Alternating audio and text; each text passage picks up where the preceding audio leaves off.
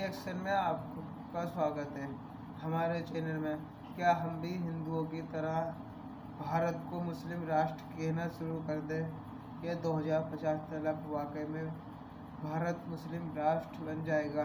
आप इस वीडियो को आखिर तक देखें। हमारे चैनल को लाइक और सब्सक्राइब करना बिल्कुल हरगिज़ न भूलें। अस्सलाम वालेकुम दोस्तों, 2050 वो साल जब भारत में मुस्लिम प्रधानमंत्री होगा। 2050 वो साल जिस साल भारत में हिंदू अल्पसंख्यक और मुसलमान बहुसंख्यक हो जाएंगे। 2050 वो साल होगा जब हिंदुओं को अपने ही देश से निकालकर बाहर फेंक दिया जाएगा और भारत मुस्लिम राष्ट्र बन जाएगा। यही वो डरावनी बातें हैं जिन्होंने भारत के हिंदुओं की नींद हराम कर रखी है। इन्हीं बातों की वजह से भारत के 100 करोड़ हिंदू सिर्फ 20 करोड़ मुसलमानों से डरे हुए हैं। ऐसा क्यों? क्या वजह है इस डर की? वजह है मुसलमानों की तेजी से बढ़ती हुई जनसंख्या। क्या वाकई में आने वाले 26 सालों में मुसलमान हिंदुओं से ज़्यादा हो जाएंगे? क्या वाकई में भारत एक मुस्लिम राष्ट्र बन जाएगा? ये वीडियो बहुत इम्पोर्टेंट है, इसको लास्ट तक ज़रूर देखना वरना बहुत कुछ मिस कर जाओगे। इस वीडियो में मैं आपको सबूत के साथ वो सच्चाई दिखाऊंगा जिसको आपके सामने जानबूझकर नहीं लाया गया। 2050 तक भारत दुनिया में सबसे ज़्यादा मुस्लिम आबादी वाला देश होगा। यूएस बेस्ड प्यू रिसर्च सेंटर की एक रिपोर्ट के मुताबिक दुनिया के 2010 से 2050 के बीच मुस्लिमों की आबादी 73% बढ़ेगी। वही क्रिश्चियंस की आबादी इसी दौरान 35% तक बढ़ेगी, जो दूसरा सबसे तेज़ी से बढ़ने वाला रिलीजन है। हिंदू 34% तक बढ़ेंगे और वो दुनिया में तीसरी सबसे ज़्यादा आबादी वाले लोग हो जाएंगे।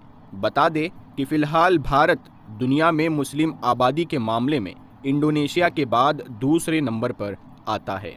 दोस्तों, किसी भी देश की जनसंख्या का घटना या बढ़ना बहुत सारे फैक्टर्स पर डिपेंड करता है, जैसे उस देश की population growth rate, fertility rate, education literacy, health वगैरह। हिंदुओं को अक्सर ये कहकर बेवकूफ़ बनाया जाता है कि 2001 में तो हिंदू 80.5% थे, जबकि मुसलमान सिर्फ 13.4%। मगर 2011 में हिंदू घटकर 79.8% पर आ गए। इसका मतलब हिंदू घट रहे हैं और मुसलमानों की संख्या बढ़ती जा रही है।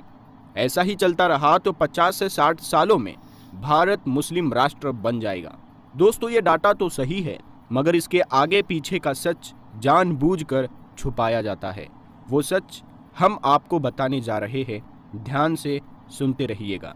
1981 से 1991 और 1991 से 2001 के सेंसस के मुताबिक हिंदुओं की तादाद बढ़ने की रफ्तार में 2.8% की कमी आई, जबकि मुसलमानों की तादाद बढ़ने की रफ्तार में 3.4% की कमी आई। और 1991 से 2001 और 2001 से 2011 के इन 20 सालों के दो सेंसस से ये पता चलता है कि हिंदुओं की ग्रोथ रेट 3.1% से कम हुई, तो वही मुसलमानों की ग्रोथ रेट यानी जनसंख्या बढ़ने की रफ्तार 4.9% से कम हुई है। इन आंकड़ों से साफ पता चलता है कि मुसलमान हिंदुओं की तुलना में तेज़ी से बढ़ नहीं रहे, बल्कि बहुत तेज़ी से कम हो रहे हैं। जैसे जैसे मुसलमानों में लिटरेसी रेट, हेल्थ एक्सेस बढ़ेगा, वैसे वैसे मुसलमानों की ग्रोथ रेट और कम होती जाएगी। और एक वक्त ऐसा आएगा जब मुसलमानों की तादाद बढ़ना बंद हो जाएगी और एक फिक्स परसेंटेज पर आकर रुक जाएगी। सच्चर कमेटी की रिपोर्ट में बताया गया है कि सन 2100 के करीब मुसलमानों की तादाद ज़्यादा से ज़्यादा 18 से 20% पर आकर रुक जाएगी और हिंदुओं की तादाद 75 से 77% पर आकर रुकेगी। इन सरकारी आंकड़ों से साफ पता चलता है कि भारत में मुसलमान कभी भी हिंदुओं से ज़्यादा नहीं होंगे।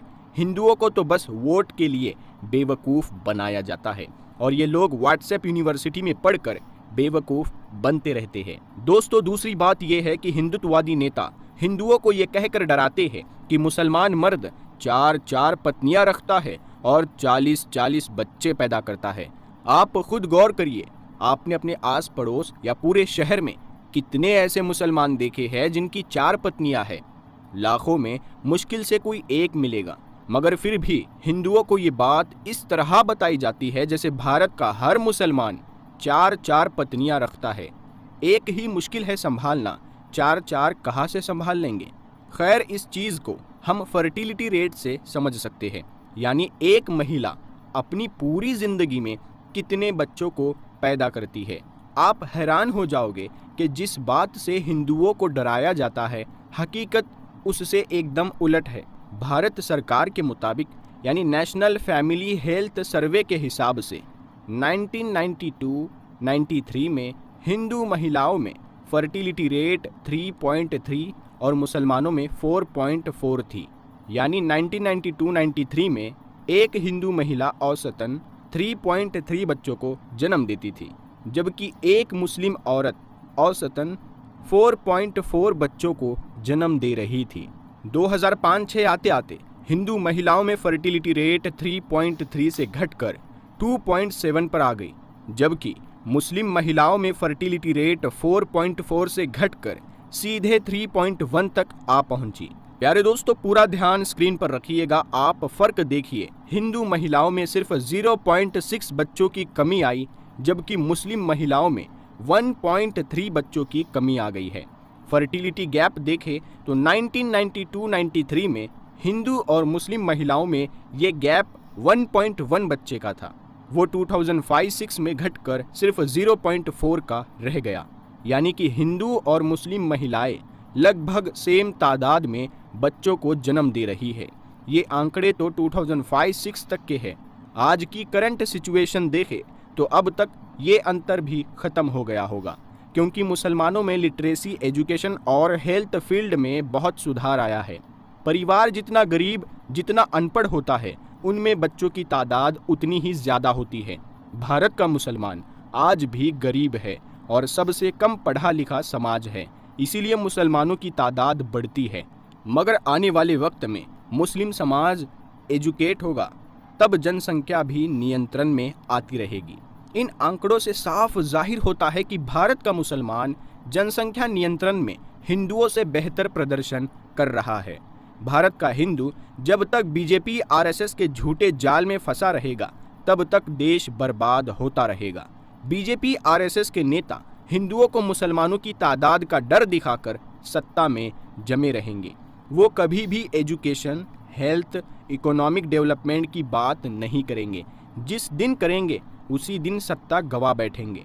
भारत में मुस्लिम महिलाओं में फर्टिलिटी रेट हिंदू महिलाओं से इसीलिए भी ज़्यादा है क्योंकि मुस्लिम समाज में बच्चों की मृत्यु दर हिंदुओं की तुलना में कम होती है। इसके अलावा हिंदू समाज में गर्भपात यानी माँ के पेट में ही बच्चे को मार देना मुसलमानों से ज़्यादा होता है। इसीलिए आप देखेंगे कि भारत में हिंदुओं में सेक्स रेशियो 1000 मर्दों पर 939 औरतें हैं, जबकि मुसलमानों में सेक्स रेशियो 1000 मर्दों पर 951 औरतें हैं। यानी मुस्लिम समाज में हिंदू समाज की तुलना में औरतें ज़्यादा जिंदा रहती है। एक और डाटा देख लीजिए, हिंदुत्ववादी लोग कहते हैं कि मुसलमान परिवार नियोजन यानी फैमिली प्लानिंग नहीं करते, इसीलिए उनके यहाँ ज़्यादा बच्चे पैदा होते हैं। मगर आप सरकारी डाटा देखिए, 1992-93 में लगभग 41.6% हिंदू लोग प्रोटेक्शन का इस्तेमाल करते थे, जबकि 27.7% ही मुसलमान फैमिली प्लानिंग करते थे। मगर 2005-06 का डाटा बताता है कि हिंदुओं में 57.8% लोगों ने फैमिली प्लानिंग की, जबकि 45.7% मुसलमानों ने फैमिली प्लानिंग को अपनाया। आप अंतर देखिए, 1992-93 से 2005 तक हिंदुओं में फैमिली प्लानिंग करने वाले लोग 16% ही बढ़े, जबकि मुसलमानों में 18% बढ़े। यहाँ भी मुसलमान हिंदुओं से बेहतर साबित हुए। तो अब ये कहना कि मुसलमान 4 बीवियाँ रखकर 40 बच्चे पैदा कर रहे हैं, तो मेरे ख्याल में ये बात दुनिया की सबसे झूठी बात होगी। यकीनन भारत की बढ़ती हुई जनसंख्या भारत के डेवलपमेंट में अड़चन पैदा करती है, मगर जनसंख्या के नाम पर सिर्फ एक खास कम्युनिटी को टारगेट करना जाहिल सोच को दर्शाता है। The future of world religion report में कहा गया 2050 तक दुनिया की पॉपुलेशन 35% के रेट से बढ़ेगी। अगर मौजूदा ग्रोथ रेट 2050 के बाद भी बरकरार रहती है तो 2070 तक दुनिया में सबसे ज़्यादा लोग मुस्लिम धर्म को मानने वाले होंगे। 2010 में दुनिया में 1.6 अरब मुस्लिम और 2.17 अरब क्रिश्चियन थे। अगर दोनों धर्म अपनी मौजूदा ग्रोथ रेट के हिसाब से बढ़ते रहे तो 2070 तक इस्लाम को मानने वाले लोगों की तादाद क्रिश्चियन से ज़्यादा होगी। रिपोर्ट कहती है दूसरे धर्मों की तुलना में इस्लाम फॉलो करने वालों में सबसे ज़्यादा यंग पॉपुलेशन है।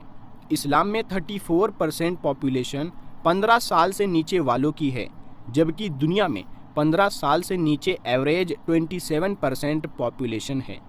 दूसरे धर्मों के मुकाबले मुस्लिमों में ज़्यादा आबादी प्रजनन कर रही है और उनके पास भविष्य में भी इसके लिए ज़्यादा वक्त है। क्रिश्चियनिटी को मानने वालों में नास्तिक बनने वालों और दूसरे धर्म को अपनाने वालों की तादाद बढ़ सकती है। करीब 4 करोड़ लोगों के क्रिश्चियन धर्म से जुड़ने की संभावना है, जबकि 10 करोड़ से ज़्यादा लोगों के इससे दूर जाने की आशंका जाहिर की गई है। भारत में 2050 तक यानी 2050 तक मुस्लिमों की आबादी 30 करोड़ तक पहुंच सकती है। इसके बावजूद भारत में हिंदू धर्म को मानने वाले ही मेजॉरिटी में रहेंगे। 2050 तक मुसलमान कुल आबादी का करीब 30% यानी 30% यानी 2.8 अरब होंगे। ईसाई 31% यानी 2.9 अरब रहेंगे। तो प्यारे दोस्तों, हम उम्मीद करते हैं कि आपको आज का ये वीडियो पसंद आया होगा। इस वीडियो को अपने दोस्तों में ज़रूर शेयर करें और इसी तरह की नॉलेजफुल वीडियोस देखने के लिए आप हमारे चैनल नूर हदीस को सब्सक्राइब ज़रूर करें।